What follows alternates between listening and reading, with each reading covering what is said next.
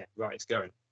So, Okay. So this today is basically our introduction, and it's also about finding out what we can do in these groups, you know, because under the name of Divine Life Alchemy, which its intention is to be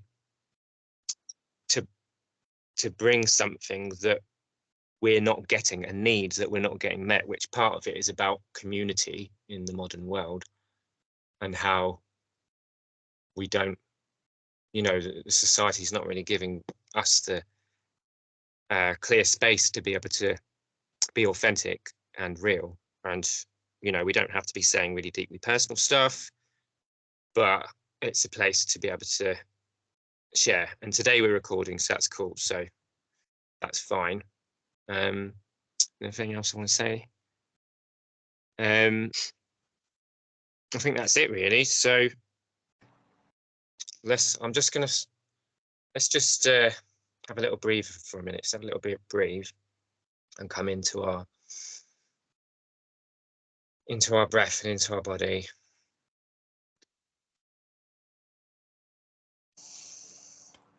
Just spend a couple of moments to stop, because this is one of those needs that we are really deeply needing as humanity right now.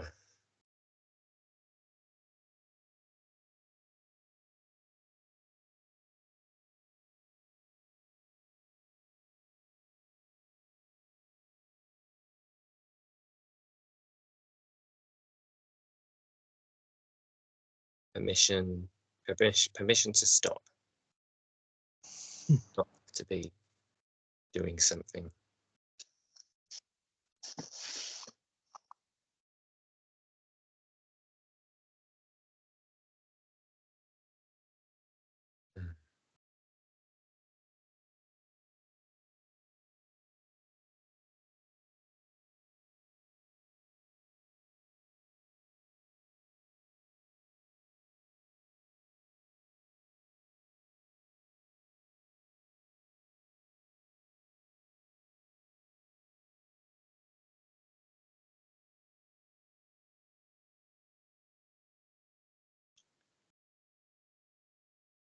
Just want to say thank you for this shared space.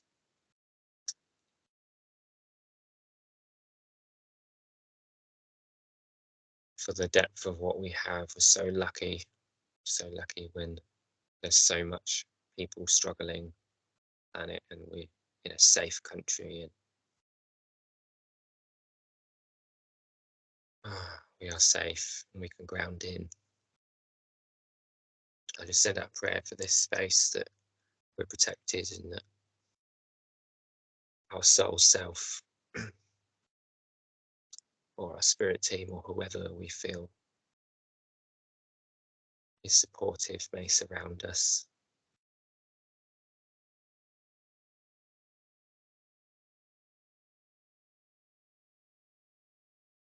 Ooh, ooh. Through the grace of God, so be it. Yeah. So one thing I just want to do before we start, right? I'm just gonna try and play this bowl for a minute and just sort of introduce the space with a little bit of sound, and then we can just go into the flow as to what we feel we'd like. I've got a feeling we should go into the discussion a little bit after this. So if you're all right with that, guys, we'll just sit with this for a couple of minutes. My sound's going a little bit in and out, so if it feels like the signal's struggling, I'm going to take the video off, if that's all right. Just yeah. Signal better. All right, so if I disappear, that's what's happened.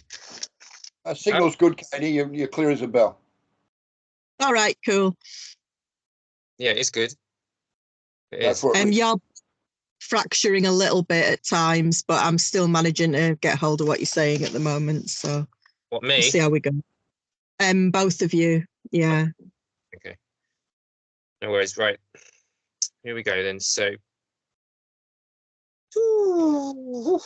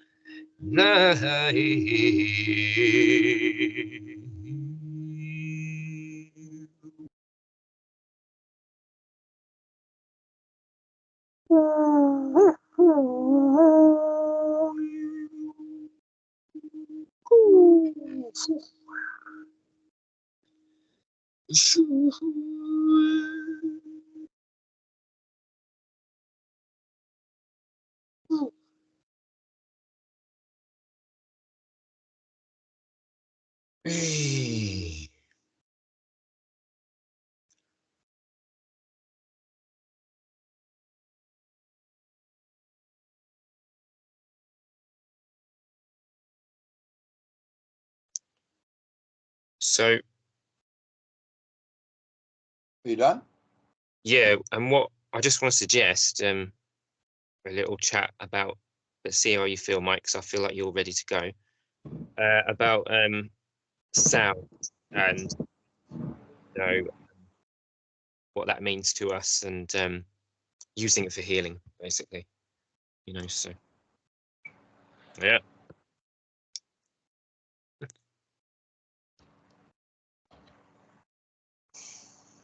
Yeah, guys. So I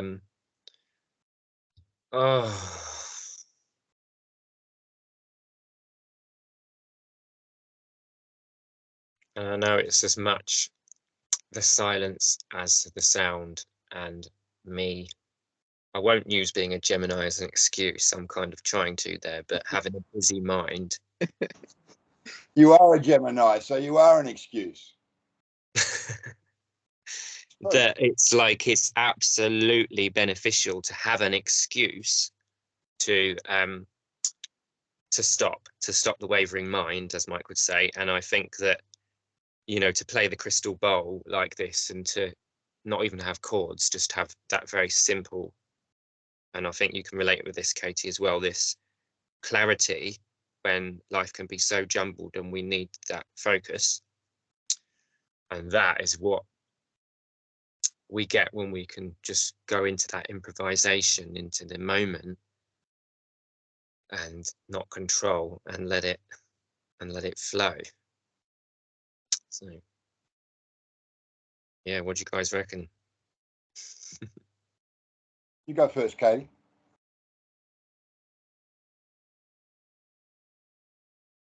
I think for a long time we've been encouraged to dart about all over the place, and we've been encouraged to look outside of ourselves all the time. So I've just been feeling very strongly the need to simplify and kind of pull my energy back from all these. It's like we go out on limbs and tentacles all over the place, especially with all the internet world and everything. So I've just been feeling the more simplicity and stillness we bring in. Obviously, we tap back into our knowing in that space. But I mean, it's reflected to us everywhere. I mean, as I said, I'm sat in a supermarket car park at the moment, you know, so there's a lot of busyness behind me. but I'm looking out on, there's a few like trees in front of me, and I'm looking out at the ivy on the trees. And it's like constantly nature is reflecting to us that simplicity and that trust, you know, because obviously those who still seek to manipulate and control all of us are wanting us to be in fear all the time, you know, but that deep trust and knowing that we have is infinite. You know, like all of this drama that's playing out is but a blink of an eye, you know, and I think going back to that regularly is helpful, you know, when such strong currents are trying to pull us all over the place. Sure. It's very true. I mean, when you started playing the crystal bowl, I was holding a really, really powerful quartz crystal in my hand, and I felt the crystal trying to release itself from my hand. That you are on the other side of the world, and yet you were basically projecting a signal from your central heart intelligence, right? Your heart knows it's more intelligent than anything else that exists within your external constructs or what you ultimately, you know, allow yourself to be projected into. So I felt that with the crystal wanting to leave my hand and be drawn to source, you were the source, right? You were recognizing in that moment your divine connection, your divine spark that wasn't quantum entangling with anything that was of a distraction, that was of an egoic nature, that was of a controlling, you know, framework or anything. It was just a pure signal that was reaching out to me on the other side of the world. And the two energies, the two polarities were combining, becoming one, and they were basically drawn. They were magnetically pulled, which is what we live in. We live in an electromagnetic grid of connection, right? But as Katie just motioned, she wouldn't allow herself to be drawn into the negative polarity of the busyness that she was feeling, and focused instead of entangling with the beautiful natural ivy, you know, of the trees, which she then, in that moment, created an alliance with those trees and that ivy. And that ivy is essentially the ally that creates a neutral, like a neutralizer. It's like an antidote to all the distraction and all of the imperfection that we're all made to feel, right? It's the way that people project on us and the way that we project on them. So believe it or not, what Spirit just did then by trying to pull this crystal out of my hand towards where you were, Riki, demonstrates that inanimate objects, the way that we perceive them as, oh, it's just a rock come out of the ground, man, you know, wow, you know. No, it's actually a living, breathing, conscious being, and it too shares the same polarities that we do. You know, so that's a good beginning in the sense that if the intention is pure of heart, then inanimate objects and animate objects will ultimately combine in the same particle-based energy field to create a co-creative space devoid of chaos. Wow, Mike, I love that. That's very beautiful, and yeah, and what we entangle with, you know, what we're connecting with, and of course, sometimes the alchemy is in, okay, I feel that busyness, I feel that chaos, it's there. I choose to focus on this, but I'm going to allow myself to just, if the chaos energy is coming into my field, it's coming into my, I'm going to allow that, and I'm going to allow it to come through and out. But now I'm focusing back on, you know, what it is that's feeding me, and the nature being so neutral like that is really beautiful. And when you said it, I literally could just feel the truth of what you're saying, and it's coming in as an emotion, but it's a higher emotion, because I know we talked a lot about emotion, and you've seen me with all my healing stuff that I've been doing. And, you know, you've seen it, wow, you know, 3 or 4 years ago, quite pulled around by my emotions, and I'm slowly, but the point is that emotion can be from that trauma sense, of course, where, you know, we're being pulled around by it and we can't quite hold ourselves, you know, as the mother and divine father and mother that we need to where we can come to that place, you know. But on the other side of emotion is the divine intelligence, which is when you said that to me, and you said that nature is reflecting that, and I felt that from you as well, Katie.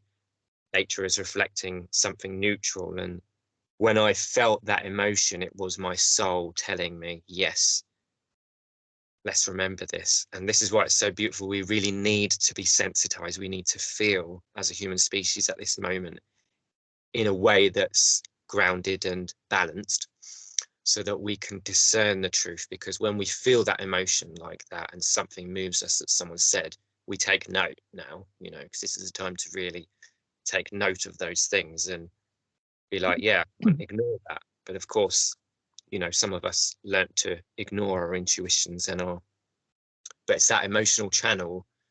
It's like, oh, whoa, yeah, or that shivers, you know. And I think it's really time to recognize when we are being called by those things, and to not dismiss them or second guess, like you used to say to me, Mike. You second guess yourself a lot, you said to me, and you were right. Yeah, I wasn't trusting my first instinct, you know. But we all do, just so you know. Don't single yourself out. We all do. We all second guess ourselves because we've been indoctrinated with certain levels of different types of programming and social engineering, and the list goes on, you know, they're labels, bottom line. And they're all designed to rob us of our power, our sovereignty, and our soul's connection to spirit.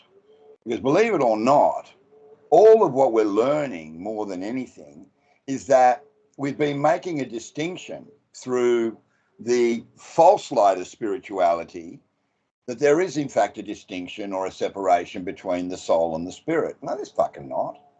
Never been that way. Everything is perfectly aligned in God's divine plan if you allow yourself to no longer be attached to the gravity. The gravity is what holds everything in place. Okay?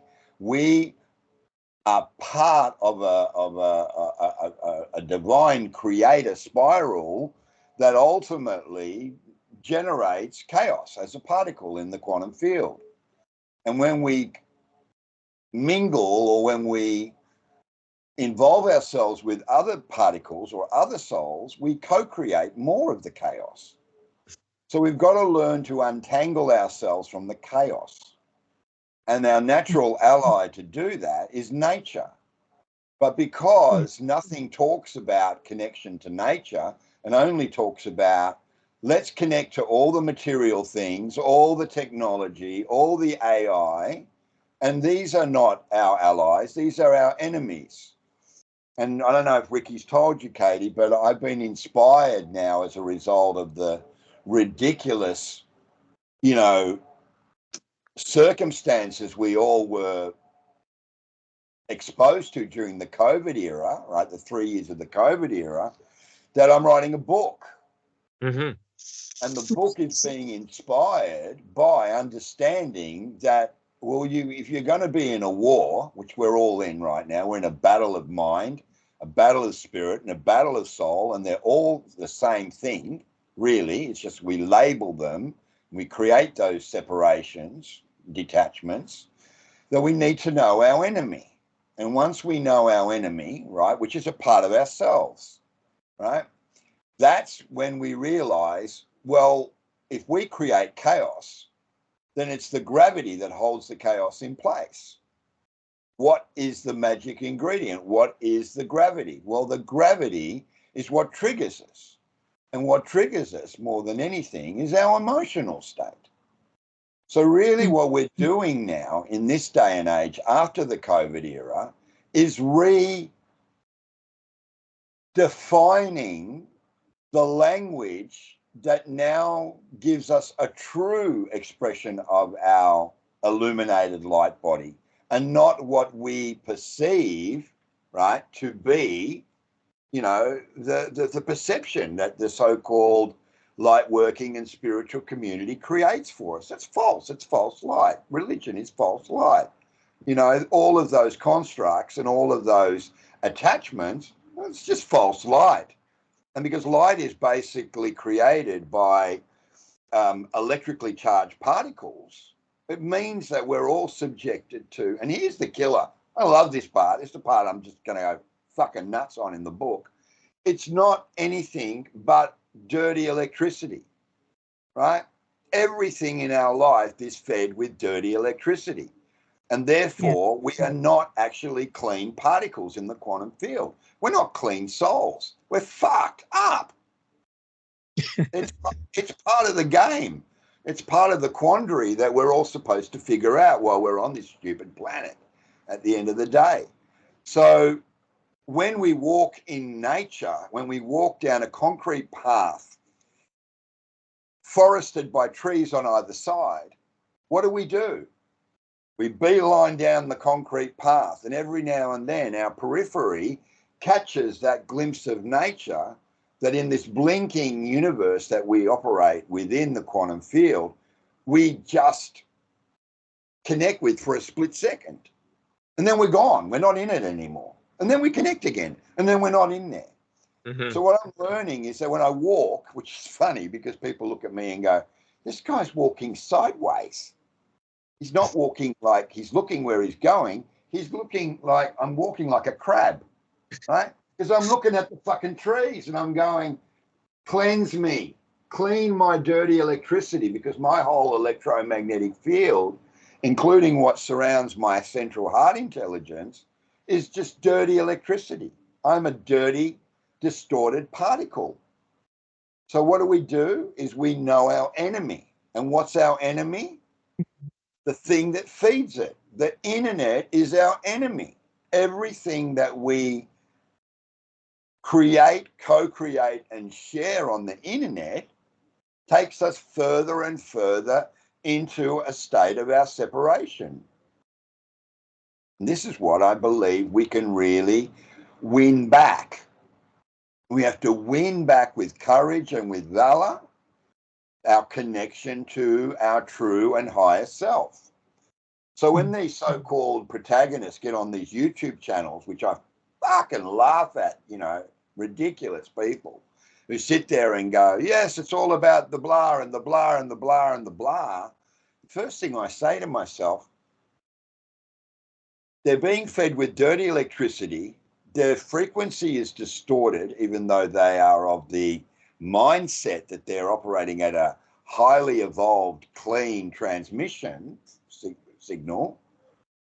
So everything they're telling me has basically got false truth to it. And this is where I'm at that crossroads where I'm discerning, using my filter of discernment to say, okay, I'm attracted to the image focus reality that's presenting itself to me on the screen. Underneath it all is a projection of dark matter, which is what we're all made up of, right? At the end of the day. And so if the projection is dark matter, but I see something that's image focused and attractive to me, where do I draw the line? What do I allow myself to be immersive to? So now what I do when I watch an esoteric talk is I say 50%, even before I hit the play button, I say, I quantum entangle with this video and know that 50% of what I'm about to hear and see is bullshit. And that registers in my consciousness so it doesn't attach, right? It doesn't create gravity to draw me in and drag me into that flow state where I walk away like most people and go, oh my God, I am so liberated. Wow, I had no idea that that was reality. And she's so fantastic and amazing, and she's so full of love. And she's not. She's not at all. Sorry. That's right. Where I'm at. Yeah, there's loads of it, isn't it? You know, like we're all being saturated really by all of this stuff. I mean, to be honest, I have very, very little to do with watching anything, you know, really. You know, I don't tend to open to all the stuff out there. You know, there's so many theories, there's so many fears, there's so many, you know, my way is the way kind of thing. And I just find all of it, as you were saying, it dirties the whole field. You know, there's just more and more and more of shit, basically, that I don't find helpful in any kind of way. Because I've felt for a long time that basically, like when we're on the earth plane, we're basically just, well, ideally, just a pure conduit between source energy and Mother Earth, you know. And I've felt for a long time that the best thing I can do is just try and keep clearing and clearing and clearing away anything that is stopping me just being that pure connection between the two, because in our truth we're in alignment with that. You know, I don't feel any need to be other than that, if that makes any sense. Yeah, You know, absolutely. I just want the simplicity. You know, I just want simplicity. I want truth, and I want that connection that's there, you know, when we are still within ourselves and not pulled about by all this shit.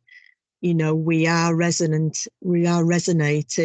with the ivy on the tree, with the cat curled up on the earth, you know, like we're with the rock that you were holding, with the tone of the crystal bowl that Riki was playing. It's like I feel like there's just that basic resonance or tone, if you want to put it in that way, of, you know, like truth, which to me is just pure unconditional love and all that is, that's underneath all the bullshit and the dramas that we're playing out on the planet at the moment. And for me, I just want to strip things back to that place. Well, there's only harmonic resonance and there's basically distorted resonance.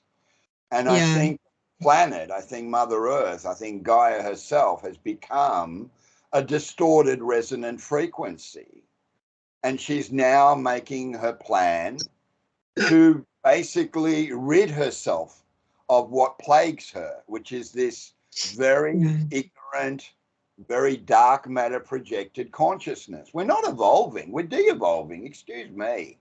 You know, that's what I want to say to the world, is that you're not evolving, you're not ascending, you're not going anywhere. You basically got to understand that for the bulk of your life, your indoctrination program has been to believe that everything has to happen outside of yourself, right? It's all about external forces, right? You go to work, you punch a clock, you get a paycheck. Why? What's the reason? Oh, so you can accumulate and aggregate garbage, which makes you more and more unhappy because you measure it in the egoic sense against everybody else's accumulated garbage. And you realize that, oh my God, I don't have enough accumulated garbage. So what do? You ask for more hours, you punch more clocks, you do more work, and you move further and further away from who you really are, which is spirit. Yeah. That's what I want to hear the esoterics talking about, but they can't. Why? Because they're all wrapped up in the chaos that they create. Every person who watches a video that says it's going to be doom and gloom, and I'm one of them. You can blame me, right? I watch astrology videos and go, fuck, Pluto. Oh my God, Pluto is the god of the underworld. He's got his arms wrapped around the succubus of Pisces and fucking her in the ass right now. And oh my God, it's going to get worse and worse and worse. What have I just done? I just projected a whole lot of dark matter on the entire global, you know, population, all the plants, the trees, the rocks, the people, the waterways, the lakes, the crystals, by saying That. Now multiply that by 30 billion people. Yeah. It can't work. It can't work. It does not actually function. It can't operate cleanly, and it can't be functional. So what happens? We replace it with a false reality and a simulated reality, a simulacrum, if you like, you know, a holographic assimilation. And then we can lose ourselves in the escapism of all that, you know? Yeah. Mike, that's go on. No, I'm done. I'm just, you know, I want to put that in context to you, Riki, more than anything else, because Yeah. your mission has been to deal much more than most with more polarization, right? You're polarized by so many things because it's teaching you how to make those distinctions and use those important filters of discernment to make authentic conscious choices that serve your greater state of being in this world. Yeah. And so, of course, making mistakes, what you would call as mistakes, I mean, there's no problem. Like we go around and do the same thing as long as we do.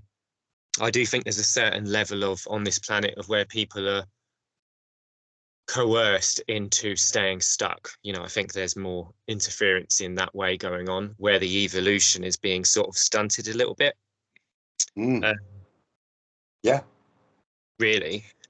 And so, but the alchemy is in, you know, like what you were saying about, I wanted to put into personal context some of this, what we've been talking about, because it's really bringing me back to what I've been experiencing before, which is rejection and the feelings of rejection, right? And how what you were saying about looking up to others in the YouTube community or seeing these people and going, wow, you know, and how once they've got a big following, then everyone's like really, you know, interested. And then because someone's got a big following, it means they've got something amazing to say,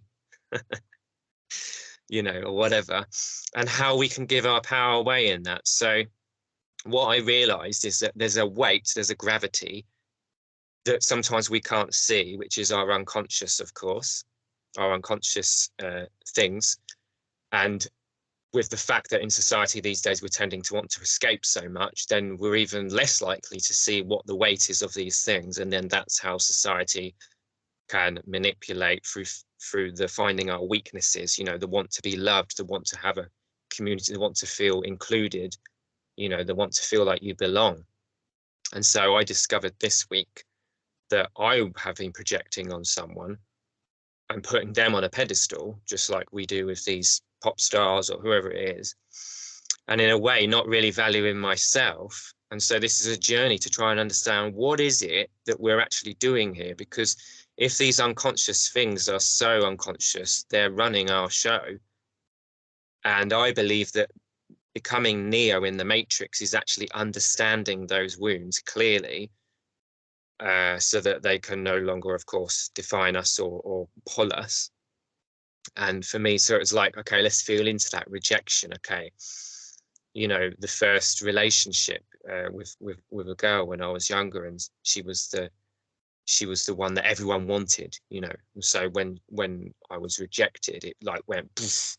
But then I realized it was also growing up without the mother, and you know, the father not being there, and you know, all of these very things in young childhood. So as the brain can actually understand where is this coming from, it becomes conscious, and then we can actually make that decision to not be ruled by that. Because of course, for me, with this feeling of rejection and wanting to be seen, which a lot of musicians have, you know, we have that wanting to be understood and seen, it becomes a pull that sort of drives us. And so I was feeling recently, you know, I want to achieve, I want to do all this stuff again. And it's, of course, it's a balance. It's nice to feel like we want, that we've got a driving force, we've got something that's driving us, but where is that drive coming from? And for a lot of the population, I can assure the fear of abandonment, or the wanting to be accepted, or the fear of lack, or all of these things are driving those decisions. So as a human, as we can really honor and self-love and self-regulate, that's definitely, you know, and breathe and come into our center and spend time during the day to stop, come home from being out, you know, let's calm our nervous system, you know, and and Mike's been talking about this quite a lot recently, about how our nervous system is sort of highly strung in the modern world, and just a small thing triggers someone into, you know. People are getting, you know, a lot of people's inner stuff is really getting shaken about at the moment, isn't it? And, you know, like all of us have been lucky really that we've been walking with levels of awareness for quite a long time, you know, but for a lot of people, it's the first time, you know, like with all the COVID bullshit, that was like a real sort of starter for a hell of a lot of people's journeys with this thing. And that's right. when this happens, I'm sure it will have been the same for you, Mike, when you started remembering in this life what your truth is and stuff. It's chaotic for a while. It is, you know, like we're coming up against massive programs and conditioning that we took on from the moment we came out of the womb, you know, and it's quite strong, those things. So many people at the moment are going through those battles that, you know, we did a big chunk of fucking years ago. So, I mean, we're having to ride out the waves of all of this. But what I wanted to say before with things, you know, because obviously we do know there's a lot of manipulation. We do know all the psyops, all of this shit that's going on. You know, we're well aware of all that stuff. But I think it's just always important for ourselves to remember and to keep giving the message to people as well that we have choice. You know, we have choice all the time in what we give our attention to, what we give our energy to, what we allow in our space, what games we choose to jump in on. You know, we are always ultimately in the point of, you know, it's our choice. We're massive, creative, powerful beings, and the dark energies and all of this fucking shit, you know, they have only got the power that we give them, you know, through the programs, through the conditioning, through all the fucking pools of various emotions that we might still have stirring about in us. You know, they only have the power that we give them, and it's our choice. It's our choice whether we're in this game or not, you know. And while we play out all these fucking terrifying games and shit, you know, like the ivy's just quite happily fluctuated in the birds are quite happily landing on them, And you know. on the bed. Exactly. You got it right on, Katie. You've got it, Katie, because what you learn very quickly when you realize that the reason we got pushed through that really obtrusive, you know, birthing canal for those 3 years was to realize our role as perpetrator and victim. And everything you were just speaking about, Riki, relates to the trauma, the lack of the father and the mother, is that you were being shown what it's like to be the perpetrator, right? Got left behind, you know, got kind of like, you know, discarded, got sort of like, I was an accident in the so-called loving union of my parents or whatever. That can be victim. You feel a victim.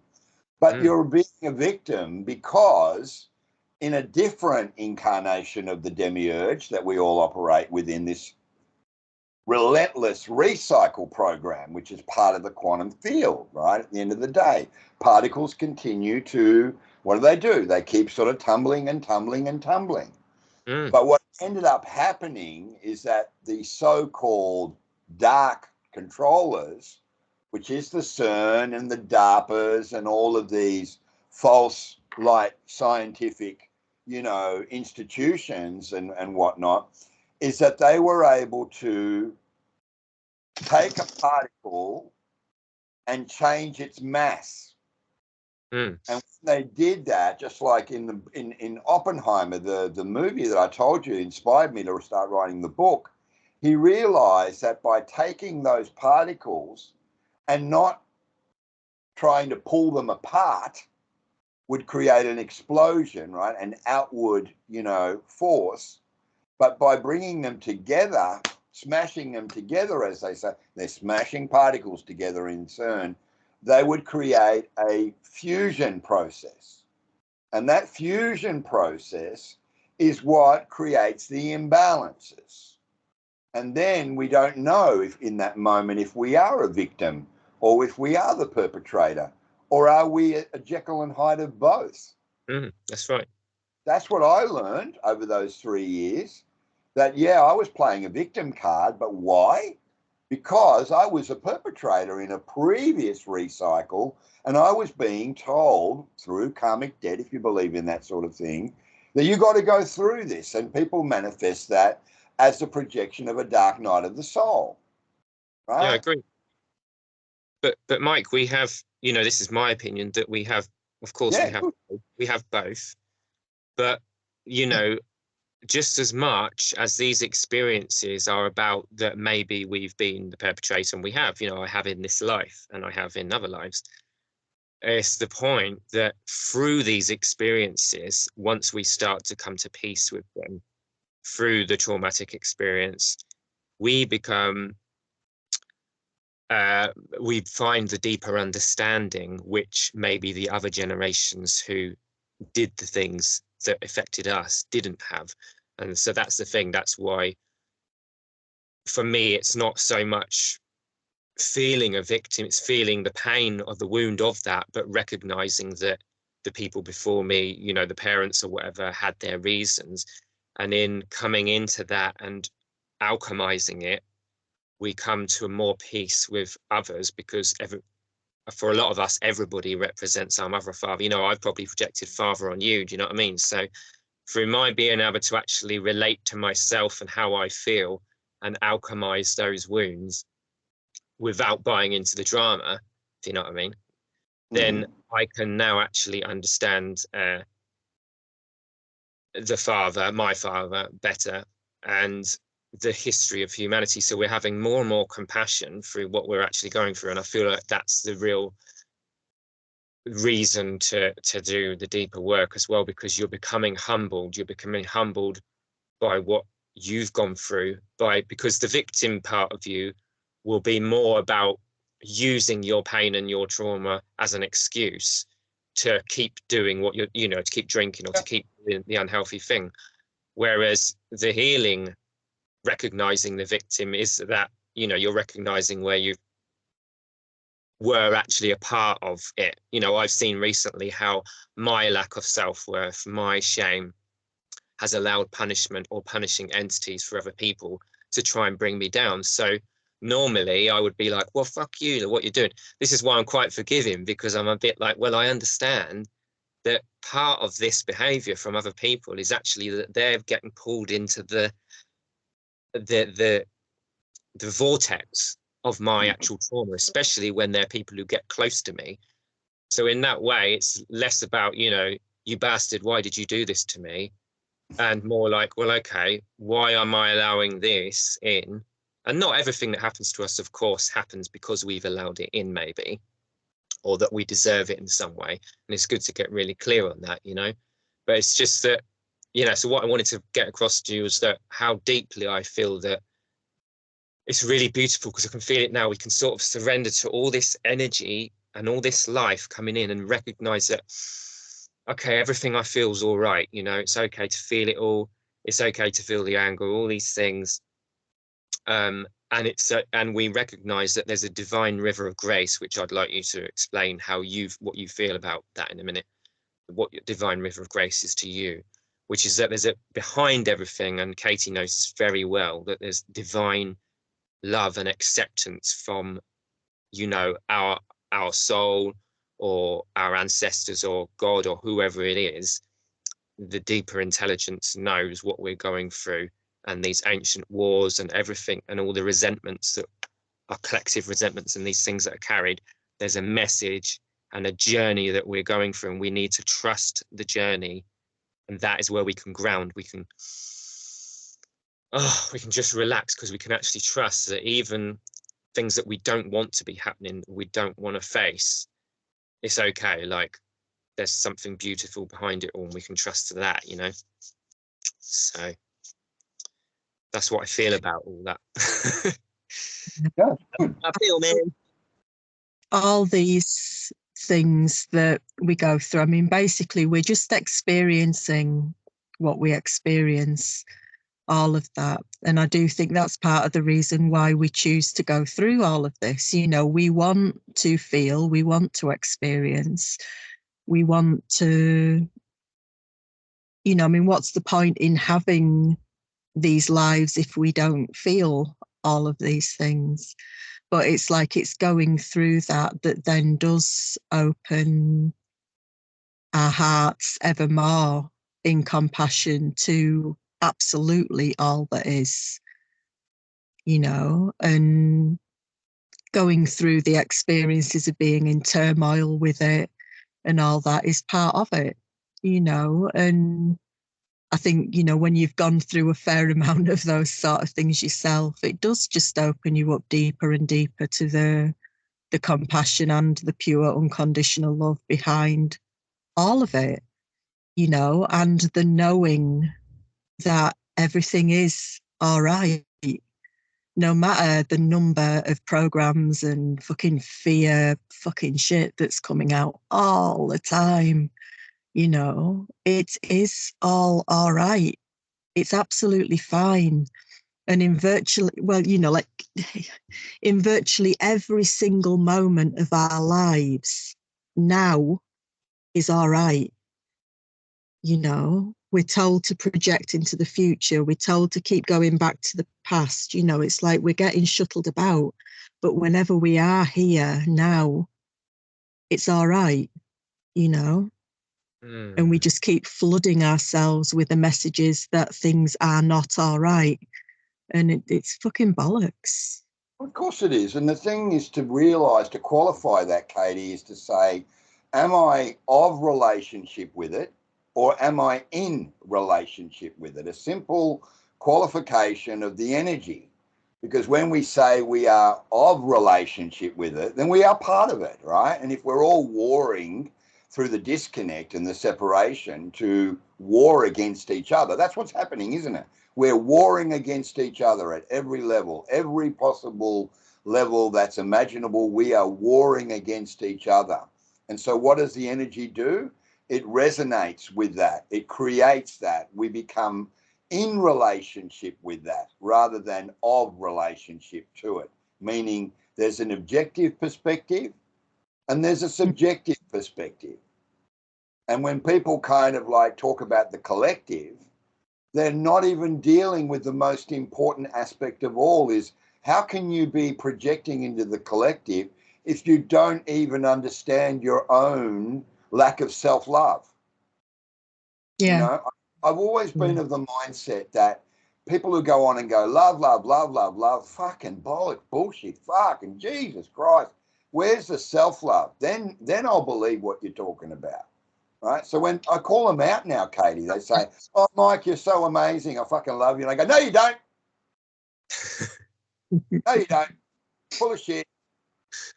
Just say instead, hey, Mike, respect you, care for you, acknowledge you, appreciate you. But don't give me this love shit. Right. I love my cat more than I love my mum. Right. I love my plants more than I love my friends. Why? Because that is unconditional. That is truly authentic, genuine love. Not this human bullshit. Excuse me. And now I look back at all my relationships, because, you know, when I was in the, you know, now my ego's taking over because it wants to be triggered so that it creates reaction. But even my old relationships, when I was, you know, doing the the teenage star-making thing in the music industry for the 30-odd years, that was all false love, right? Because most of those women, and you know, and I'm projecting here, and admittedly, most of those women simply saw, well, if I'm in relationship with this man, there are going to be many, many opportunities and doors open as a course of the false relationship, which I'm going to express love in order to hold that hold that gravity in place. But at that time, the consciousness wasn't remotely heightened enough or alive enough within me to know that this wasn't real. Whereas now it knows. We have that inner knowing where we trust our true, authentic nature because the foundation is self-love. I fucking love myself, right? I know that if no one understands me or no one wants to hang with me or no one wants to be with me, it doesn't matter because I have a fabulous relationship with me. Yeah. Yeah. And the thing is, you can't offer that love truly to anybody else until that self-love is in place. You know, completely. Yeah. And no one's talking about it. No one talks about it, Katie, Riki. No one's talking about that, right? They're always talking about the projection that is the emotion of love. We need to redefine the different emotional states to enter into the river of ease and grace. That's how I define it, Riki. The river of ease and grace is without beginning and without end because there is no defined outcome, expectation, or agenda of the river. The river just flows. It just does what it does. It doesn't quantum entangle. Oh my God, I'm going through this rolling valley and it's very scary. And it doesn't think about that. It doesn't entangle with it. So it doesn't create the gravity, which is the outcome, something that's definitive. And in relationships between men and women, there is always a definitive desire or outcome, isn't it? I want to be loved. How come she doesn't love me? How come he doesn't love me? Right? That's already fucking chaos in itself. Yeah, and you get into codependency as well and all that, and how, absolutely, you know, but this is what I'm realizing with this rejection wound, you know, that is internalized, which I'm now coming to peace with, is an opportunity to love myself more. Yeah. And of course, you know, when you see that, because men have this a lot, because we feel like, you know, if we don't step up to standards in certain ways, then we're not enough and all of this. And it's a real power drain and a power loss because, you know, on some level, it's fun to play with these things, but that's the difference. To play with, like, okay, I'm going to try and get myself really strong because that's cool, you know, and it feels good.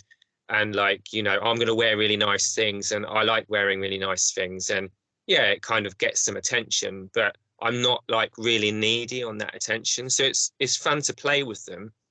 But when we're really driven by those things, you know, and we really can't sort of, you know, the wound is like, I'm going to be rejected if I don't, you know, like me at the moment, if I don't learn to drive and have it together and I look like this guy that's like, you know, got all this stuff, you know.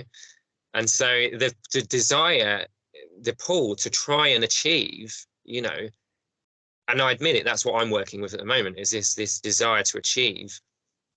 And in some ways it's nice. It's nice to have that because it's an extra pull. You know, if you think, oh, you know, my partner would love this, you know, that, and you're with someone, that's kind of nice, but it's only when it's in balance. It's only when, like, you know, your achieving is coming from a place of like, I actually want to do this, which is, so it's nice sometimes when a partner or a friend or some you know, some desire to be seen or to be whatever is actually pulling you in a good way that's in your divine flow, which is why you say to me sometimes, Mike, about how, you know, sometimes the ego is propelling us forward towards our destiny, but other times the wounds are actually a hindrance, and the wounds are keeping us stuck, or they're making us self-sabotage, or they're making us push too hard, you know, for an outcome.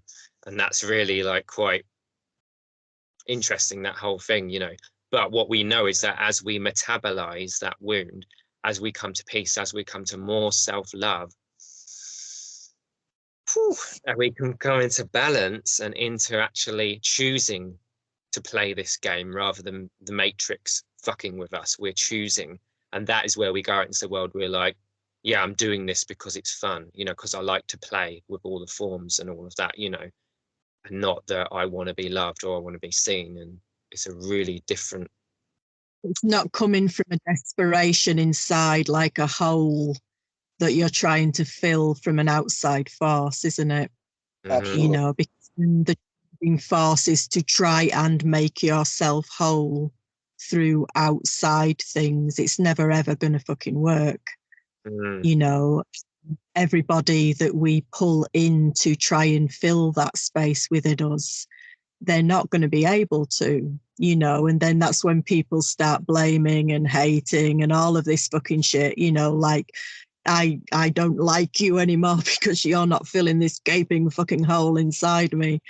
And it's like, you know, only ever can come from us. And the thing is, when you've come to that place of truly loving yourself, truly having compassion for yourself, for everything that you've gone through, and then the extension of that is to have the understanding and the compassion for everybody else who's played a role in your story.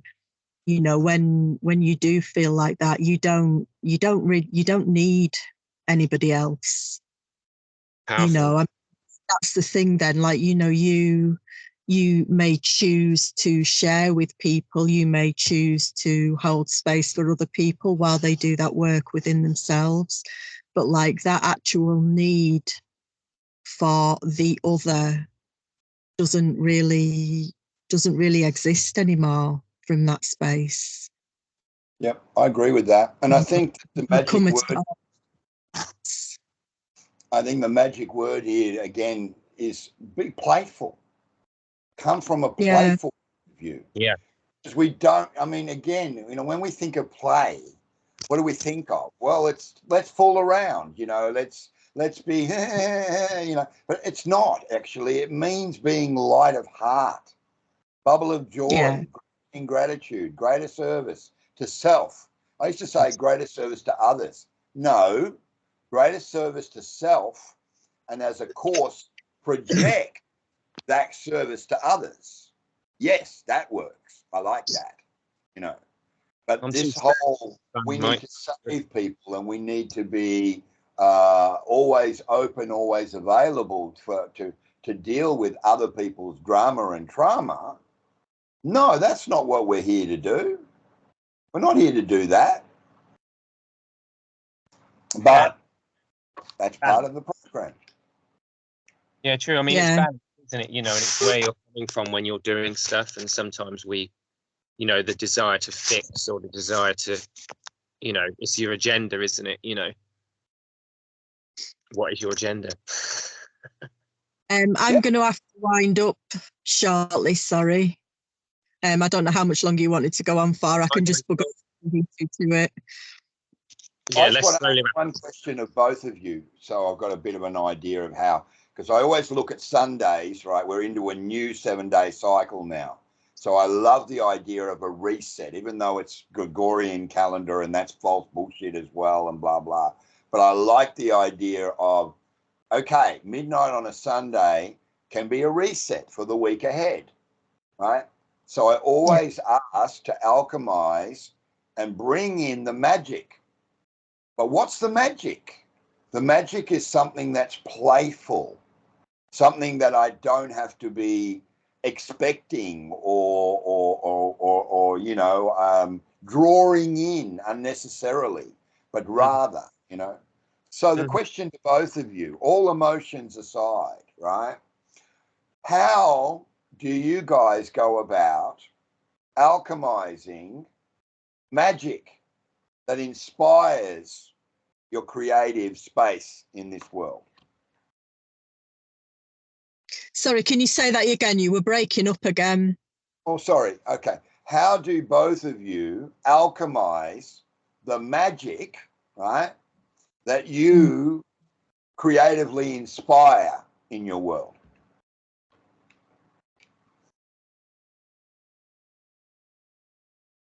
Not very well.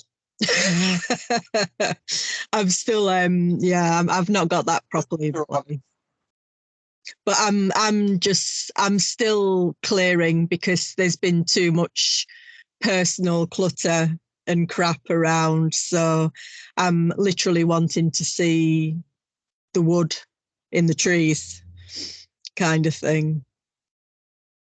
But I mean, the thing is, it's just a state of being, isn't it? Like all of these things are a state of being, because it's something that we can shift into at any moment. You know, like I've just said that, but then I'll get a wave of the humor behind all that is, you know, the magic behind all that is, the beauty behind all that is, you know. So I mean, it's just it can shift like that, can't it? You know, that's how the and quantum universe works. Beautiful, you know. Mike, can you try and help me understand that a little bit more? What you're trying to say there? Like, sorry, I'm a little bit. Well, just in context, everything we've discussed, right? Everything we've discussed has been about that we've demonstrated clearly that we're all operating at a much more accelerated vibration than most people. So we understand things from an internal perspective better than most people do.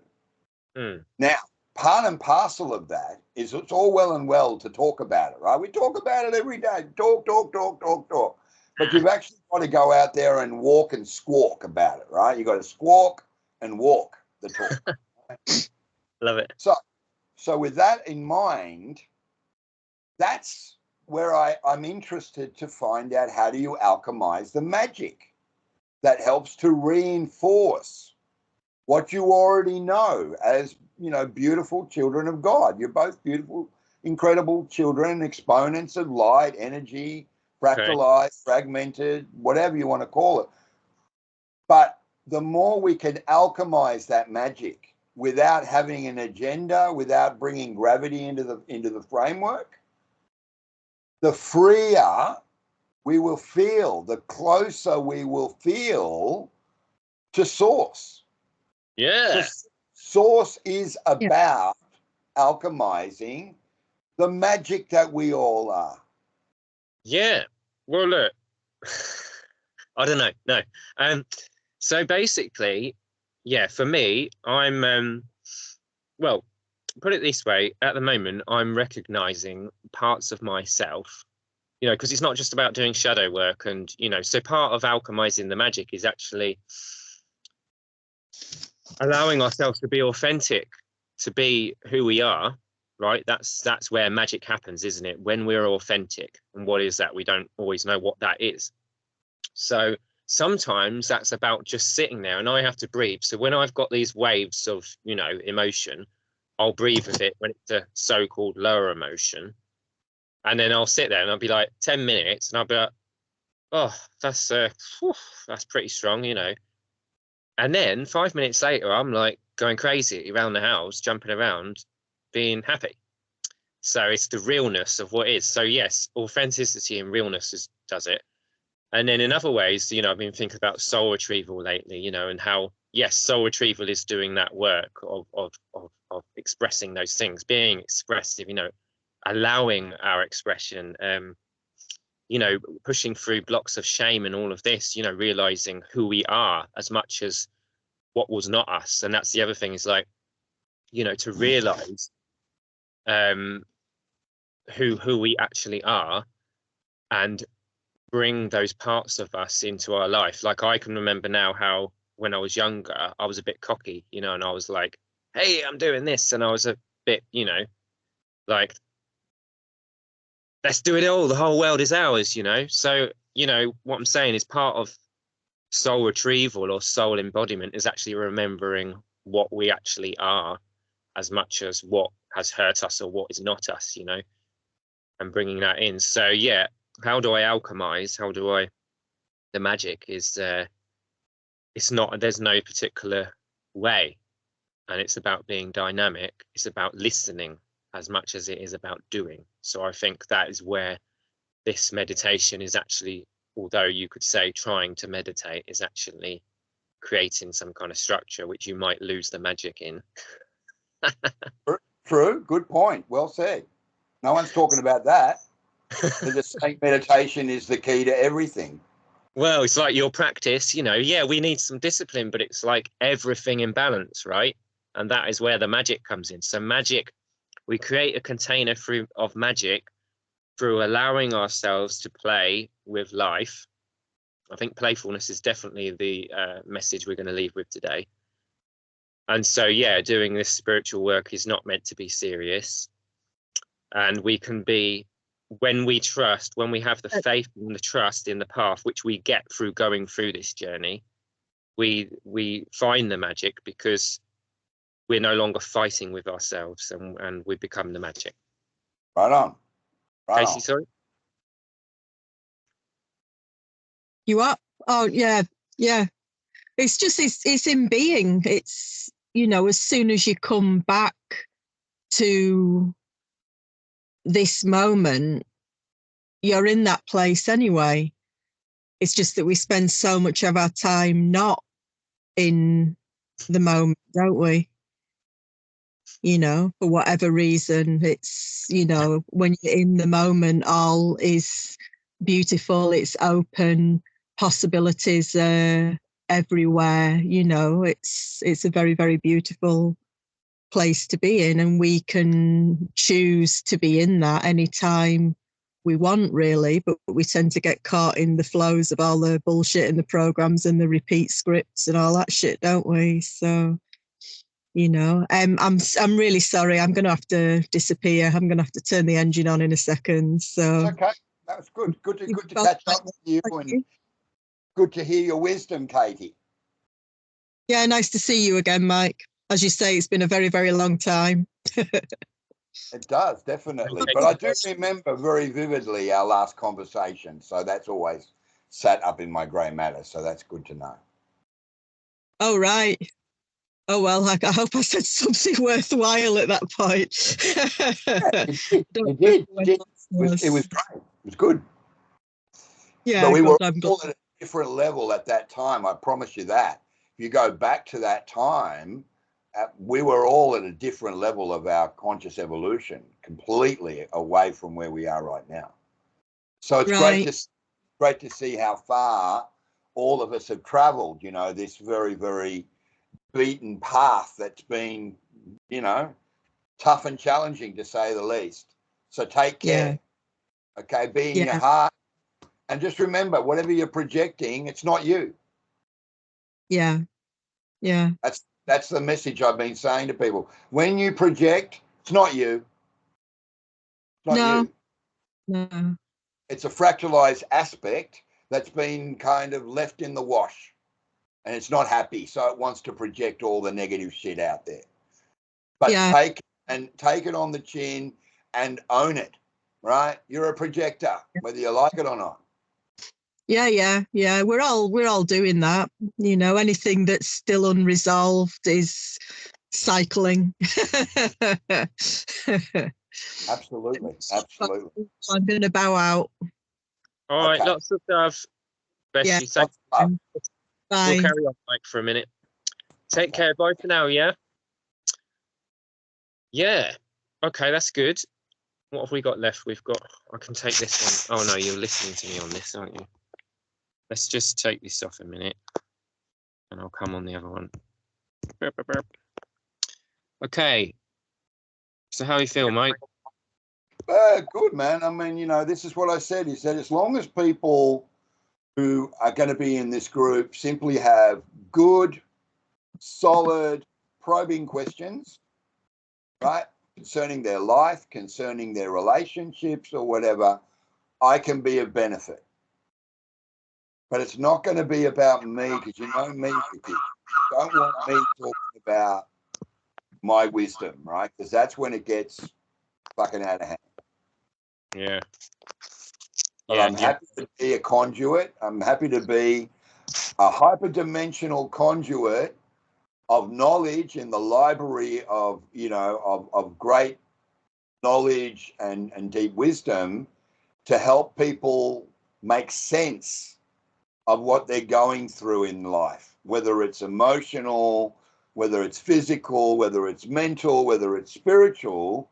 There are answers to the problems and the concerns, right? Yeah, and I think that's beautiful, because when we feel that, we know that we can trust, because there's always a reason, there's always an answer.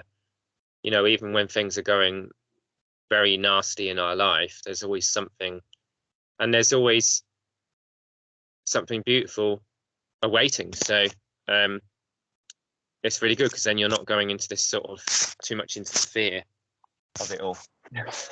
And I think what we can also do, right, because, you know, don't forget that even though I can scry now, that whole concept, that whole modality, that originated from you. Because you mentioned it many times in our backwards and forwards conversations when we were on Telegram, and even before that on WhatsApp, but I never took it seriously. I never really went and researched it, right? I just said, the fuck is he talking about? He's scrying. What the fuck is he doing, you know? But you had a playful relationship with it, so I went, yeah, well, good, man. Makes you feel good. Why not? You know? I know. I was like, oh, he didn't quite get what. Oh, I was a bit like, okay, Mike. Well, I kind of understand what you're saying. It's yeah, there can be illusions in it, but I was like, I feel like this is like, you know, really sort of guiding me in a good way, this scrying business, you know, not the typical scrying, but more, you know, seeing signs in things during the day, looking at shapes in the room around you, and seeing that actually my subconscious mind is trying to tell me something. And sometimes using memories from the data banks of our life, because we've seen so much in our life, use any images. It could be anything, it could be of a car, whatever, and then suddenly you know, that's the symbology. It's my subconscious is trying to tell me a story by using images of my life and everything, maybe even past lives, to give me something that it wants to show me. Absolutely. And you should put that down, or, you know, to extract that from this recording so that you can bring it up literally with any new person that comes in, saying, look, you have this kind of like image focused consciousness with all these, you know, things that you're being bombarded with all the time. But what you really need to understand is that your subconscious is seeing these interesting, you know, correlations and shapes and patterns and whatnot, you know, in the construct, and it's trying to tell you something. Yeah. And if you take, you know, if you pay mind to that, right, if you actually, okay, I'm going to focus when I'm in the room with these people or at this place, and I'm going to see what presents itself that I resonate with. Yeah, that's right. So, and if we can teach people then, you know, the actual art of scrying, which is really, you have to let go of the construct, right? Remember, like I said to you on the last conversation, if the alarm bell rings out front and you're in here talking to someone, you have a choice to quantum entangle with what is projected out front, or to remain without the gravity, right? The emotional desire to know, and simply drop everything, let everything float away. And then by pulsing on your third eye with your second and your third finger, pulsing on your third eye, nice and slowly, breathing, you'll see an image. You'll see an image, and it might not be clear, or could be blurry or furry or whatever, but you'll see an image. And if there is something at the door, it will be there. Right?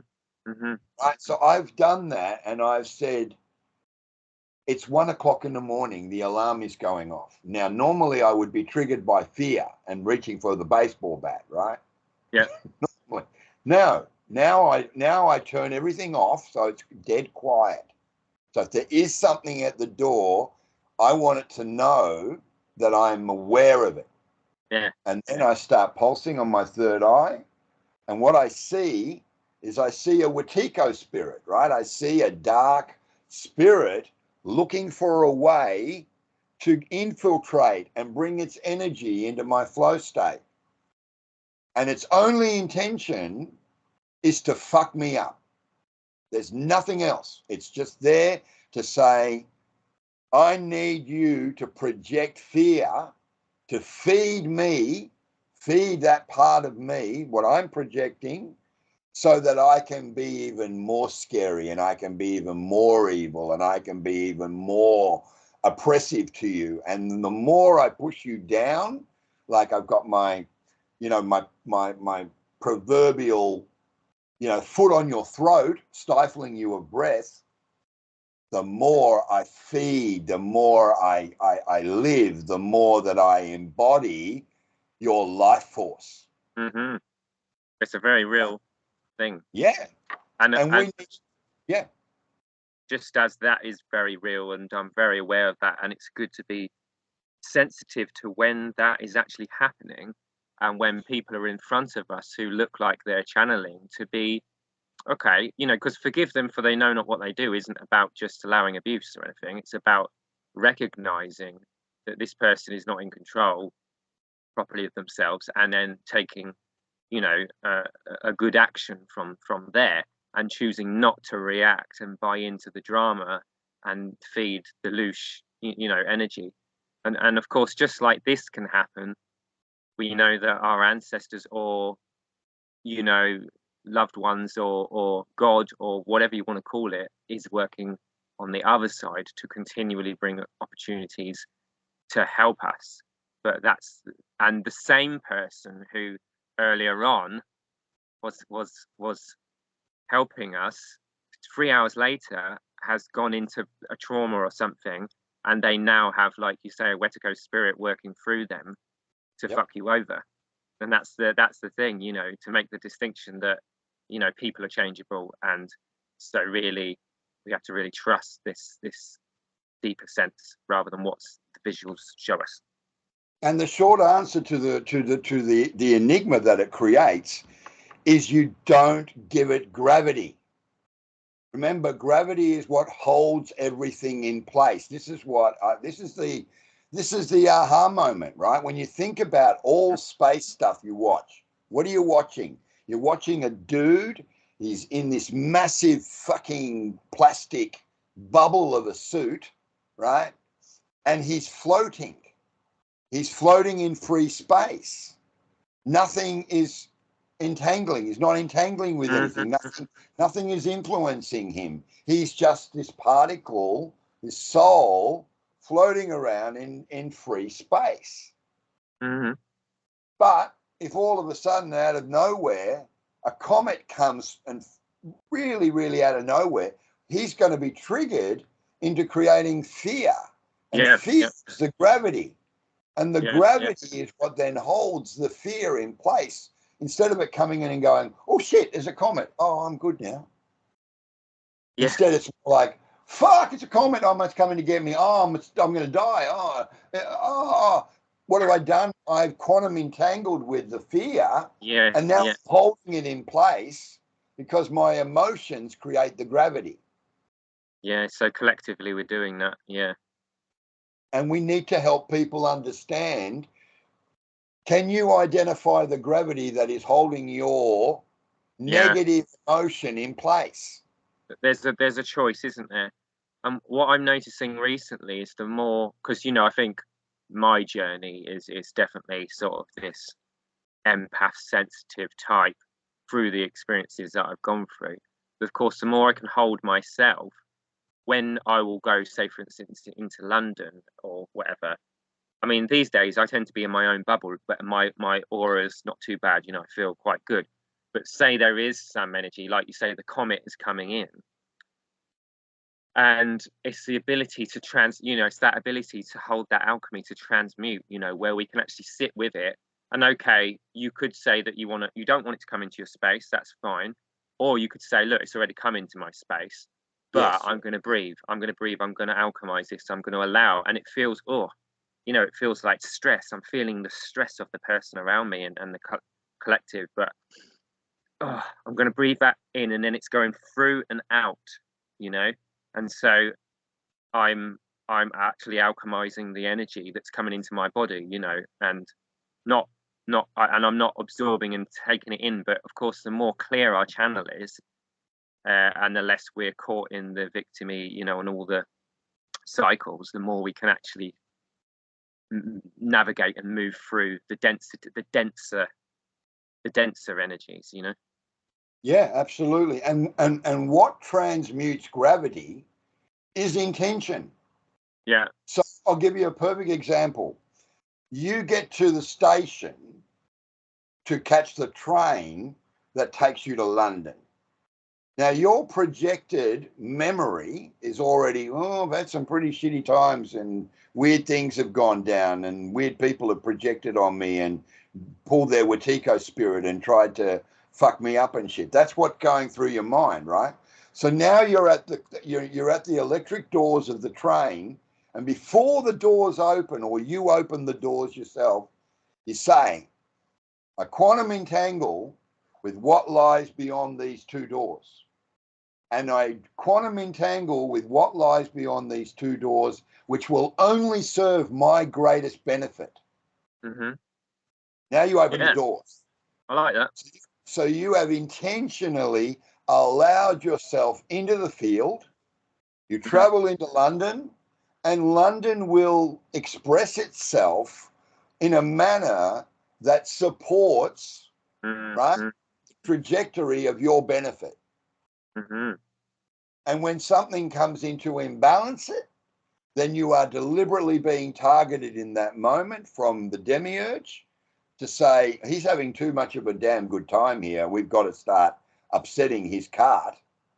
But you're already in tune with that. So when that girl walks in and she gives you the wink and you can tell that she's a sleazy tart, right? And she's not, and an NPC, right, trying to kind of, get a rise out of you, you just turn around and go, yeah, right, grow up. Mm-hmm. Mm-hmm. And what happens in that split second? Gone. Yeah. I just want to say, I think it's important to recognize that sometimes, because it's been said that the people who are closest to us, who we've created connections with, are the ones who can be used the most. And it's those that actually have had those sort of love ties for us, that can be the most. And they'll be used to get in, to find the weak spots in you, But in this, like what's been happening to me recently, is like what you said. It's like, and I'm not reactive, I'm just like, no, done with that. I don't need to, I don't need to take that in anymore. That lesson's learned. Yeah. And yeah, it's still coming here and there to try and bait me, because we are being baited with our own traumas, and our own weak spots, But like, it's a great feeling that you're like, no, like I deserve goodness, and I don't deserve to be shouted at, or whatever it is, It's a really, and you know what else, Riki, what you're triggering me to say right now quickly is that you actually, in that moment, you recognize your divine creator self. I am the creator of this reality, but I recognize these triggers that put my trauma back in motion. So I think in those moments, the big epiphany or the big aha feeling we have is that, oh, I'm the architect of reality here. That's why, I'm the book, is that we manufacture it all. Yeah. We manufacture it all. And there is an author that another friend of mine in England, another guy I know in England has put me in touch with, saying that he's designed a theory, which he's putting into a book form as well, which he says that there is a term I can't remember it offhand. I can share it with you once I look at something. There is a term that accurately represents that mode of being, and it's so self-generated that it's almost impossible to kind of comprehend. Yeah, that's really good.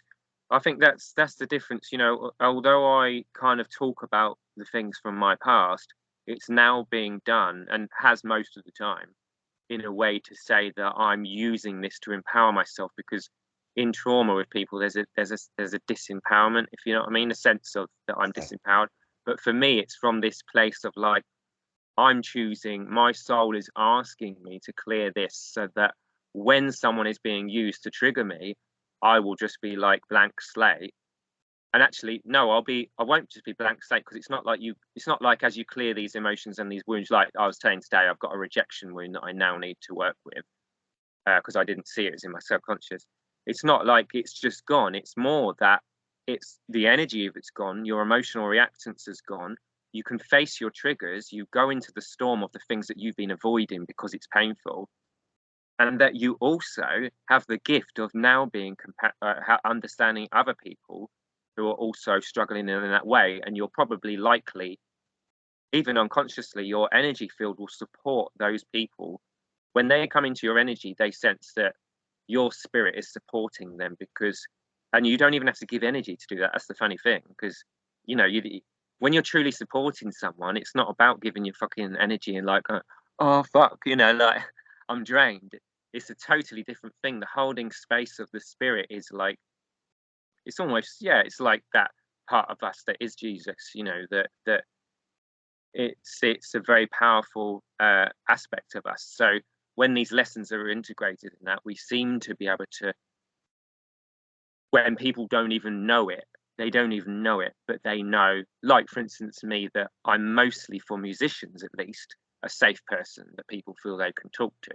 And they don't know why that is, but it's because something's alchemized in me where I'm less needy for attention, because I've done that work on myself to not pull their energy. And so, yeah, I've still got some ego stuff. It's fine. I'm okay with it. But ultimately, they're like, I'm going to talk to this guy because, like, you know, he seems like a good guy. And they don't even know what they're doing. It's a soul level thing. Absolutely. And I'd like to say something. I'd like to share something with you that, and if it doesn't come out quite right, bear with me, because I'm still working through it. Okay. So what I've learned is that the darkness, which is a projection, right? Remember that everything that appears in the as above, so below Hermetic principle is also the reflection of an inverted version of it. So I call it the doppelganger, right? So believe it or not, there is Mike Puskas in a different density, in a different dimension, a different spatial state that hates me, right? Has no love, no empathy, nothing, just hates me. And what it does, in my opinion, and this is where it gets really crazy, is that if I meet someone that I want to entangle with, right? I want you to be the keyboard player in my band, and you happen to be a young, nubile, teenage female. They have a conversation with me on Skype, okay, or whatever, and I give so much of my heart, right? I tell them I'm there to protect you. I've got a lot of experience. I'm an established player in the game. It's a very demonic realm that you're entering into. You don't know just how, you know, how all musicians, all pop stars are manipulated souls, and they do make agreements with demons and the devil and all that. So I will protect you. I will be there to support you as long as you can provide me with loyalty. That's all I ask, is for some loyalty. And it's done, and oh yeah, that sounds great, and I really appreciate that, and can you talk to my mum and all that if that's the case or whatever. And then the call ends. and that girl or that guy goes away and gets into their normal flow of life. And then a few hours later, they're talking to someone and they're saying to their friend, you know, oh, I just had this conversation with this established guy and he knows a lot of people and blah, blah, blah, and he wants me to be in his band or whatever. And that person they're talking to turns around and says, I wouldn't trust him. I don't need to know what he'd said to you or anything, but I'm telling you, I wouldn't trust him. And if there was a recording made, I would go back and I would watch it or listen to it again. And you know what happens when they do that? The projection of what I said is twisted. Yeah. And they are made to feel at the end of the going through the reference material, this man is dark, this man is evil, this man wants to hurt me. And they don't respond to my messages or my texts, or even if I leave a message or a call, because they've been inverted in the matrix of their own making. Yes. And I've got no hope. This is very, very big, you know, and I just want to say that in relationships, have you noticed that when the relationship ends and maybe the people can't catalyze and come to, you know, alchemize and come to terms with the what happened, and is always this kind of like trying to take responsibility, you know, and understand it, you know, and often it just ends in shit. And I do feel like, you know, sacred connection gets interfered with. And I don't know if you've noticed, but like those exact things that you said there, the whole thing can just go to shit unless you're clear and communicative, and you speak clearly about, okay, we're going apart, this doesn't work, you know, and you try and come to the best piece. But even that, it's like, I've seen that when couples go apart, it's almost like that demiurge energy gets in there and they take on lies, absolute fucking lies about the other person, like you said, has been done with you. And the person cannot see clearly at all. And I know I've done it as well, you know, and you completely see a different person there because of those wounds as well. Because, of course, we take responsibility. It is our wounds that are doing this as well as the other energies. But it's a very big thing. And, you know, that is why sometimes, you know, I'm seeing this and I'm like, okay, well, this person's being funny with me and they don't trust me anymore, blah, blah, blah. What can I do? So I'm just like, well, I just have to accept it. Like, and it's difficult to be the bad person in someone's life. But sometimes you've got to realize it's okay to be the bad guy in someone else's life, and that wasting your time trying to prove what you did and, you know, didn't do, and it's like you get loosed on trying to. So all of these are like tests, really. They're tests, aren't they? You know. That's how I looked at it too, Ricky. What you were saying, but now I don't, because what I'm learning, and this is what I'm writing in chapter 5 at the moment, is that if my energy field is filled with EMF and ELF and dirty electricity, which distorts all of my expression, including my emotions, then I'm already giving the Wetiko energy, the doppelganger that hates me, all of the leg up it needs. I'm giving it the advantage by giving it an environment where it is totally comfortable fucking with me, right? I agree, yeah. So now I've got a clean, zero electromagnetic field. And I am having conversations with people and I'm not getting that response. That's cool. In fact, I'm getting from this one girl I spoke to on, today's Monday now, so this would have been on Thursday, right? She contacted me on the website. I talked to her on Thursday. We connected again on Friday, and she said to me on Sunday, yesterday, in a text, I rewatched our video and I made so many notes that I'm excited to meet with you in person. I will come to your studio. Yeah, I think the other thing to note is that, and that's the way to see clearly, is that these things always come and go. You know, people who project a lot it always, most cases in the end, it turns round, and then they're actually seeing clearly again, which shows that obviously it's either, like you say, doppelganger entities, whatever it is. And that's the clue. When you see behavior from someone where they are really well-natured as a normal person, but when they're getting triggered, they completely go off their handle and they're seeing you wrong. But then later they're saying, I'm really sorry, I didn't mean to do that. So yes, I have had that. But at the same time, I realized that I was pulling that behavior in from them, as I've told you before, because of that, because they were being used to trigger my wound, which begs, it makes you think of the question, like, even the demiurge and all the entities and all the stuff, well, maybe God's given them permission to fuck with our shadow because of the fact that God knows that we've got a lot of work to do. But once we dispel the myths and once we see clearly, we will be able to, for one, discern what's coming from aspects of our shadow and, unconscious self, what's coming from the collective, what's coming from discarnate spirits and all these different things. And it doesn't really matter at the end of the day. I've realized I just work with what's coming in my energy field, and I'm like, right, I'm going to alchemize that, But yes, ultimately, I suppose the point here is that it's very possible that everything is working for our own good, including interference and all these things.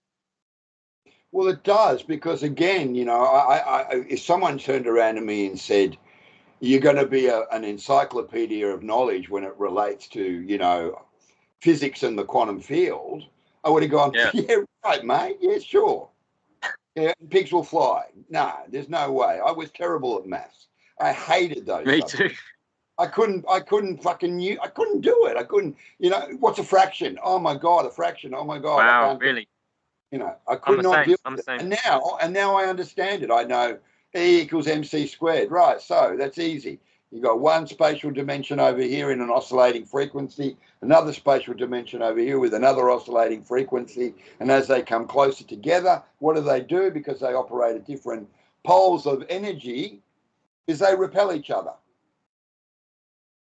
They repel each other. Sometimes so it it's doesn't matter how much you try to draw the two energies together of a male or a female, they repel each other naturally. Mm-hmm.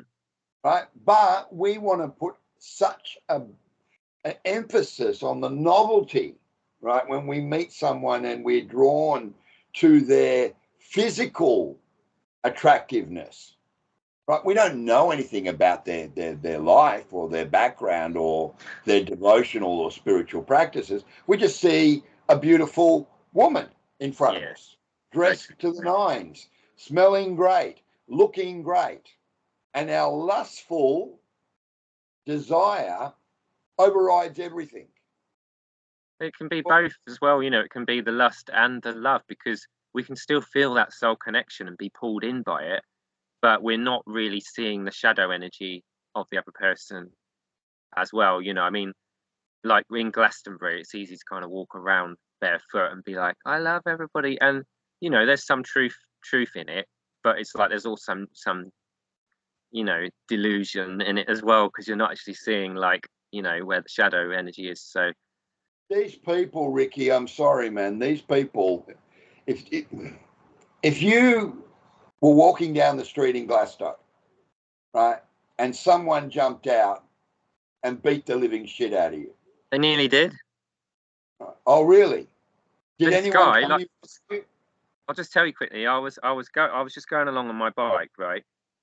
And this guy, I think I stopped somewhere, and he got off his bike and he's like, "What's you doing?" And I said, "I don't know." He said, "What's your problem?" or whatever. And he pushed me on my bike. And anyway, I suppose because I haven't been able to fight back a lot in my life, I just kind of stared in the window at him, Or was it after that he pushed me? I can't remember, but I stared at him in the window, and then he didn't like that, and he was like, "I'll fucking kill you." So I think I'll back off now. I'm not gonna kind of so yeah, so that was interesting. That's a demonic energy right there that decided to break out of its own kind of shadow bubble and confront you directly. And there's a lot of it in Glastonbury, because the deeper the deeper shadow work isn't being done as much as it needs to be, and because Glastonbury is a catalyst in an unhealthy way, I still feel it's not a catalyst I don't feel like it's a healthy shadow. It doesn't bring up shadow stuff in a healthy way.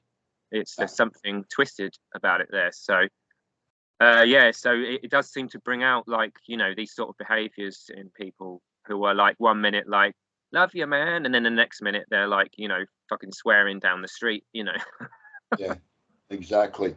So another thing we can address in the groups that you hopefully will pull together here is actually asking the individual, do you know anything about where you live? Because you've got to remember that the entire planet is filled with these energy spots, these vortexes. And these vortex energies can either be bringing up beautiful, powerful kind of, connective energies, divine source energy. And it can also be bringing up really, really dark demiurge stuff as well. Mm. And they call it the river of blackness, that a lot of people end up setting their bedrooms up and their sleeping apparatus over a river of dark matter. Right. At night comes to life and brings itself up underneath you, and it starts to settle into you while you're sleeping. Taking your whole sort of cellular structure and whatnot, and it leaves an imprint in you. Every time you go back into the same place and sleep on the same river of darkness, what does it do? It gets stronger. Yeah. So we need to ask people about, do you know anything about the environment where you live? And if not, you can almost even say, well, homework for you is to go online, put in your address, and do some tracing. Absolutely, and that's more, leading towards the courses and that. So I want to develop that because these albums are done of mine now, which is really cool.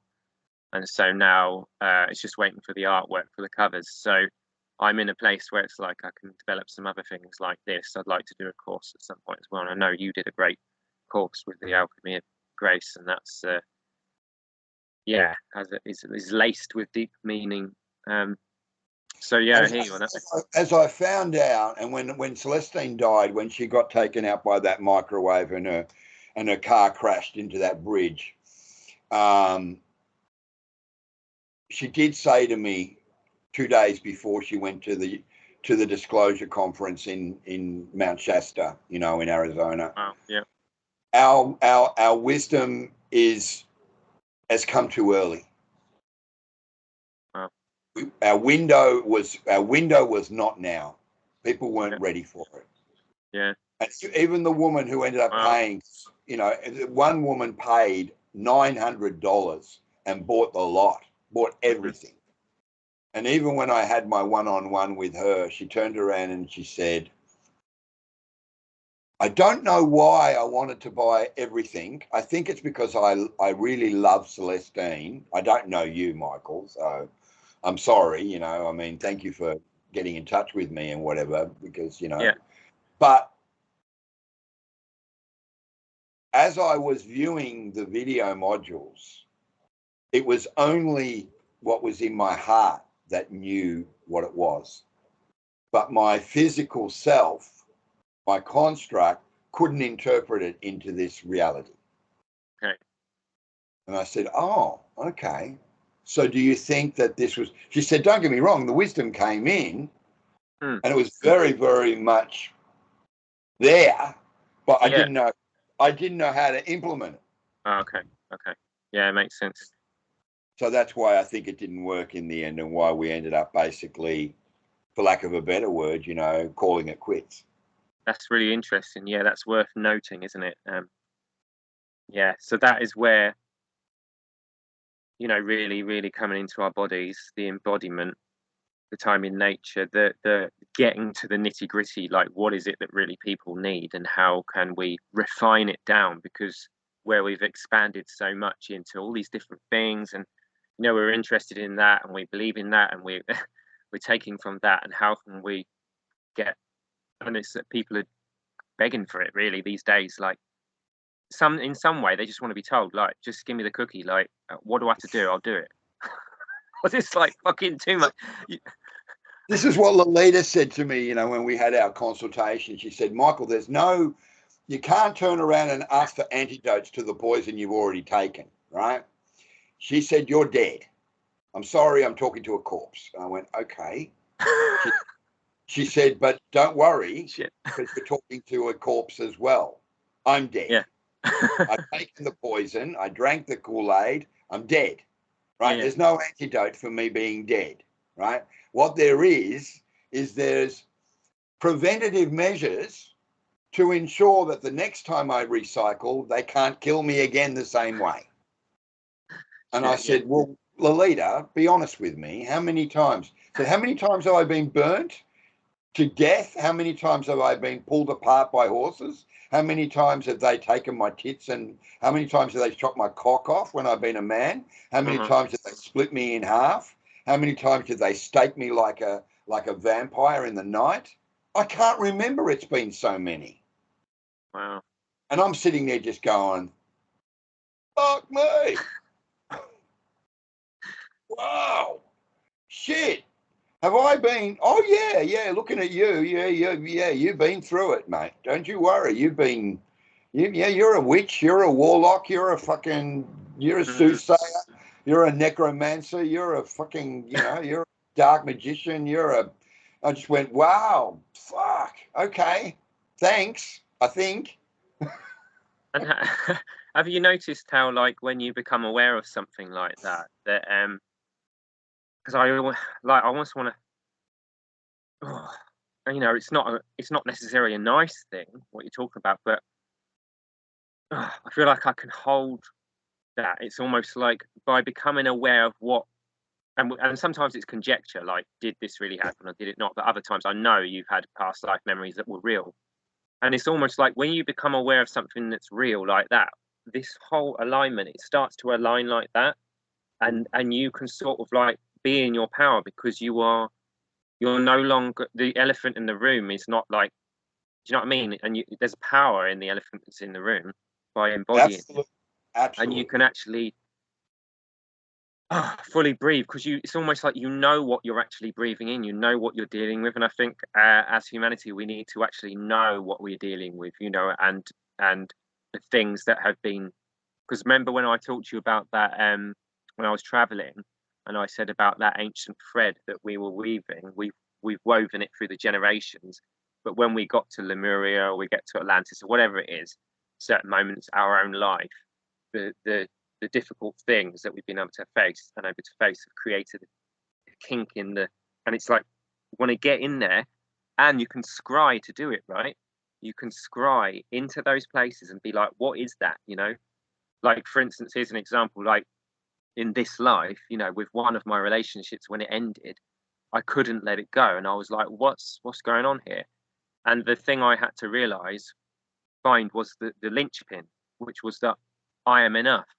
Because the end of the relationship made me feel like I'm not enough, because I took it on as if it was kind of like just me that was the problem, not realizing that, hang on, this is a dynamic, So if we can go into them places in the timeline, in the ancient timeline, and recognize the things that have been covered over and hidden, which has happened, then we're shedding the light to it, and then it's almost like down that thread, all the light starts coming in, and all the things that have been sort of like blocked from our awareness start filtering through the dirty river.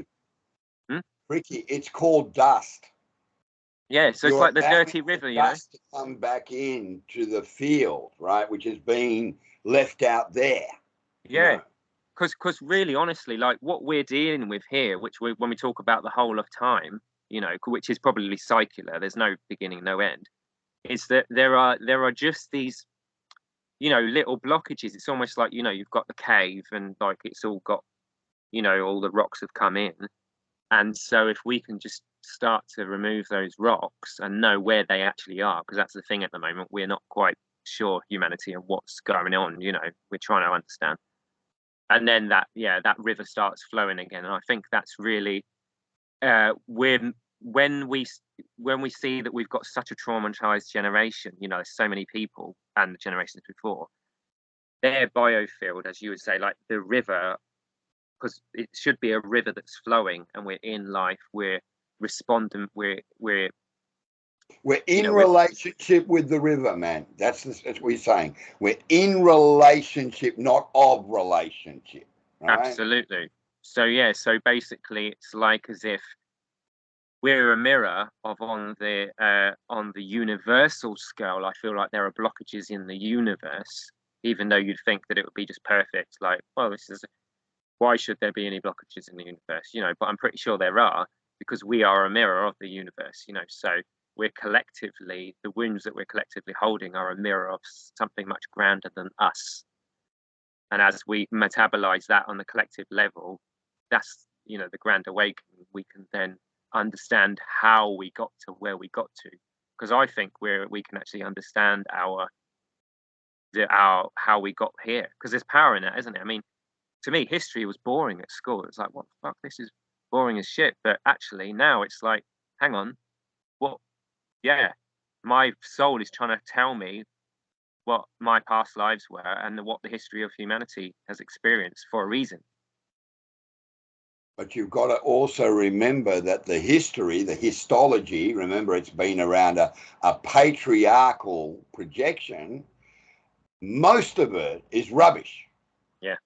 Right? Exactly. Most of it is rubbish. And all that stuff that we still search for within the earlier epochs of existence, the Lemurian age and the Atlantean age, they never really were anything different to what we're experiencing now. It's just that the history book has said, no, we all walked around in white robes. Our hearts were out here, and we were literally, you know, floating around, and we were telepathic, and we weren't. We were none of the above, right? We were stupid, dumb, ignorant humans living in a different time, in a different place, and everything was fueled by our desire to know ourselves. And to know ourselves, we felt that we had to create technology. How are we going to know ourselves? Well, we're going to need to punch binary code and numbers and prime numbers into some kind of an abacus. Remember the abacus? Red, yellow, green, and blue, and pull it across here and that. Okay, that's how many loaves of bread I can buy, you know, all that sort of shit. So in order to get to know who we are, we developed or co-created with, you know, dimensional and interdimensional entities this technocratic, technological revolution that has now hit its absolute peak today, right? It was also on the genetic level, wasn't it? You know, it was the DNA was manipulated, I'm pretty sure. And if you get into that with the group, you're going to lose them, man, because that's the one area that everybody has a different take on. And even I won't talk about it anymore either and say, you know what?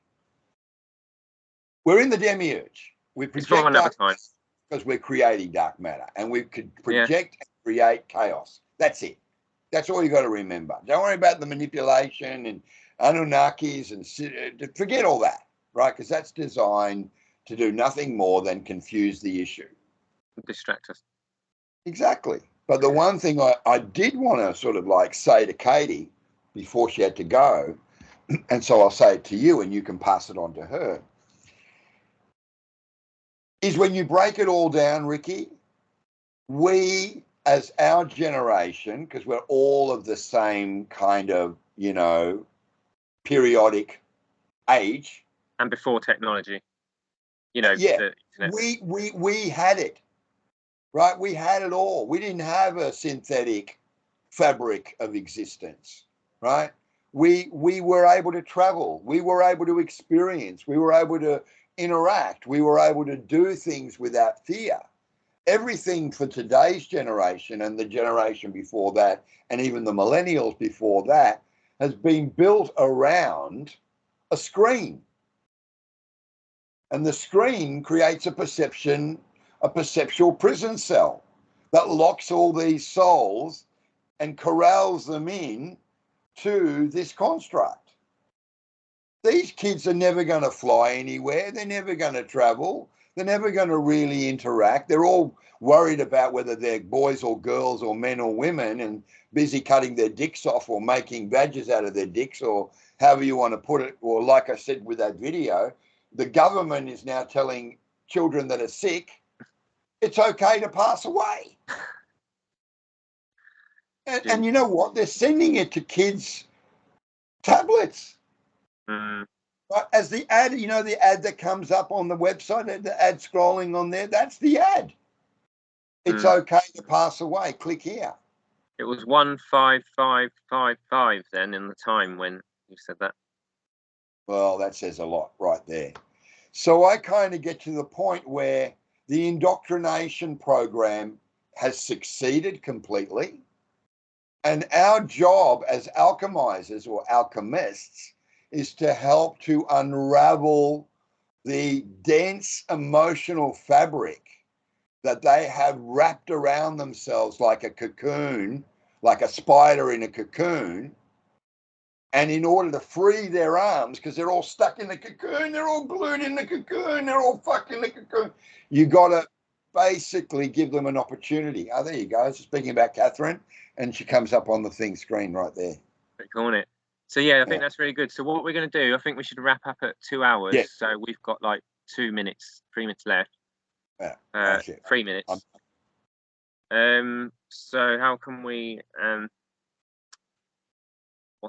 So yeah, what I was going to say is that so this is why I've been in a way reluctant to really do what we're doing here and actually share this, because it's like, well, there's another freaking video on YouTube, you know, whatever. Because I think we should share what we've done, but I think as long as you're encouraging people when you share, I think that's my, you know, I'm not a guru. I don't have answers. People have their own answers, but I am going to encourage people who watch these videos to say, look, please keep checking in on yourself.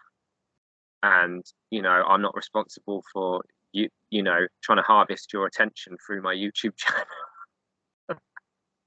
I think the easiest way to do it, Riki, is you don't put it on YouTube. You don't put it on Vimeo. You don't put it on any of the usual platforms, Rumble or BitChute, because that's a different audience. You embed it as a video on your website, and you promote it as an individual destination. Remember what it's called. Your website is Divine Life Alchemy. So you put out a call, right? You put out a call. All the alchemists out there, men, women, and children, here is a destination, a portal. Hey, have a look. See if it resonates. Yeah. Sounds Don't good. put it on YouTube. Don't do it. Yeah, it's kind of killing it a bit, isn't it? Okay, so anything you want to say wrapping up? No, I was just going to say that if you want to do this on a Sunday like this, for me, that it's the best time for me.